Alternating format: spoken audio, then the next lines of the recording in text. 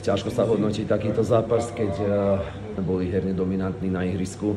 Prvý polčas samozrejme v tom systéme, ktorom sme začínali, nám to nešlo, ale hneď po presedaní, po presedaní a po zmene systému sme už nastavili to, čo sme chceli hrať v podstate od začiatku.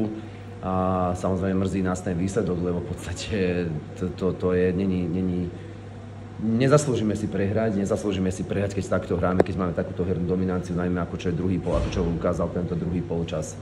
Ale mrzí ma to osobne, tento zápas je taký, v tomto smere taký pre mňa možno emocionálny, lebo však ako iste viete, tréner Roman sa rozhodol dneska skončiť po vzájomnej dohode. Cítil, že už potrebuje mužstvo nejaký nový impuls.